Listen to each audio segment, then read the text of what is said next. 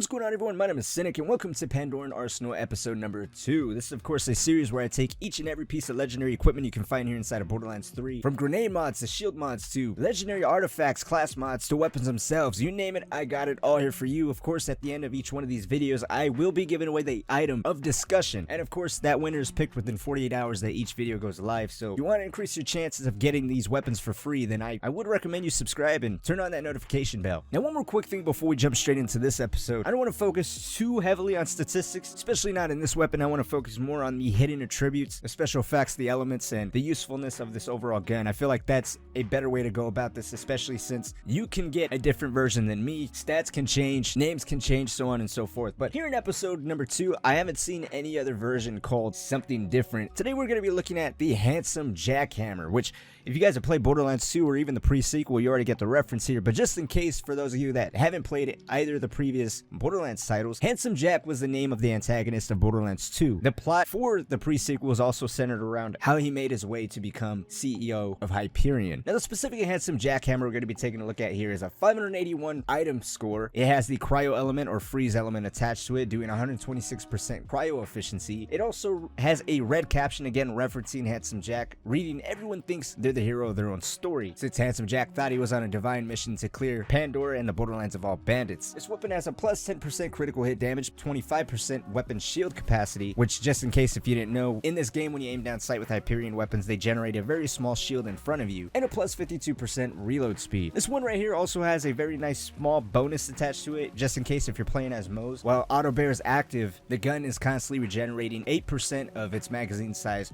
per second, which is nice. Personally, I didn't notice it all that much since I burn through ammunition with Hyperion weapons fairly fast, because I try to make that little to no recoil take effect each and every time I use Hyperion weapons. That's the only reason I use them. But reading off its elements page, this weapon is most useful against armor, fairly useful against health, and at its least effective against shielded enemies. Cryo damage slows enemies, eventually freezing them. Cryo efficiency is the percentage of damage dealt that is applied as cryo. So in other words, the way I'm interpreting this is that how good this weapon is at freezing enemies is based off of the amount of damage that this weapon's frozen bullets does to that enemy. Enemies freeze at 20% health. Frozen enemies are unable to move and take 3 times the melee damage, which is a good way to just finishing them off while saving a little extra ammunition. Now, I'm sure you guys already caught wind of this, but when you reload this gun, it reacts a lot like a TDR weapon in the sense that it gets thrown and it starts bouncing off of surfaces, firing off its cryo bullets. Now, it's cool that it fires off its bullets, but personally, I found it to be much more useful to take advantage of the little slam it does. When it bounces off the ground or the wall or even an enemy's face,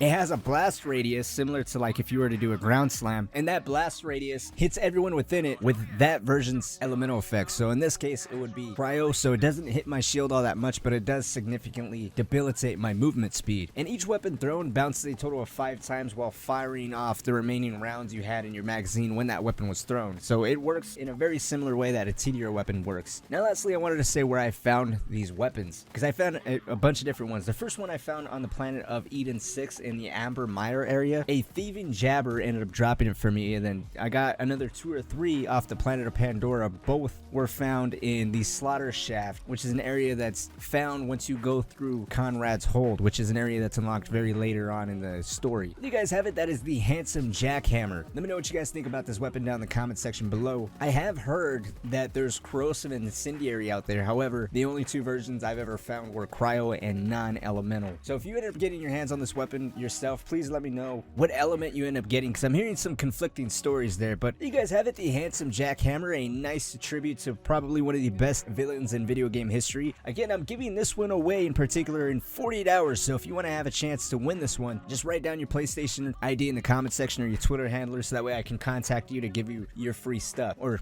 rather your free gun. But like always, guys, my name is Cynic. Thank you all so much for watching. Hopefully you guys did enjoy this. Any extra information, again, will be shared in the description below, which I will be updating with anything else I may or may not have forgotten to add into this video. But like always, guys, my name is Cynic. Thank you all so much for watching. I'll see you guys all next time.